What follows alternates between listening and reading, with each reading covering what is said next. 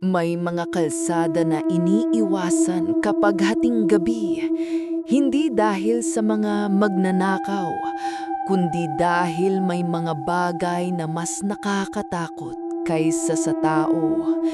Isa sa mga kalsadang iyon ay ang Gallia Real sa Santa Lucia. Maraming kwento ang kumalat tungkol dito, pero ang pinaka-nangingibabaw ay ang isinumpa ng isang tricycle driver na si Ernesto.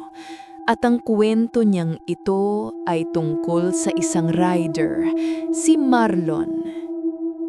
Isang gabi ng Oktubre 2018, habang bumabaybay si Ernesto sa Calle Real, may narinig siyang malakas na sigaw. Agad siyang huminto. Doon niya nakita si Marlon pawis, nanginginig at pilit na tinutulak ang kanyang motor palayo sa isang lumang bahay. Nilapitan niya ito at tinanong kung anong nangyari. Naminginig ang boses ni Marlon nung sabihin, "Nandiyan siya, nasa bintana, hindi siya tao." Itinuro nito ang lumang bahay. Nang lingunin ni Ernesto, wala siyang nakita, pero ramdam niya ang kakaibang bigat ng hangin. Para bang may malamig na matang nakatingin sa kanila mula sa dilim. Ilang saglit lang, biglang napaupo si Marlon sa kalsada.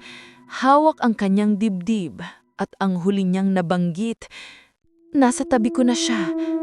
At sa mismong harap ni Ernesto, nawalan ng malay si Marlon.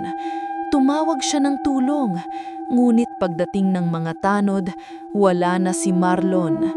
Ang naiwan lang ay ang kanyang motor na nakahandusay sa gitna ng daan. Simula noon, kumalat ang kwento ni Ernesto sa buong Santa Lucia. At hanggang ngayon, marami ang naniniwalang sa tuwing hating gabi, may maririnig pa ring ugong ng motor sa Calle Real. Ikaw, kaya mo bang dumaan doon mag-isa?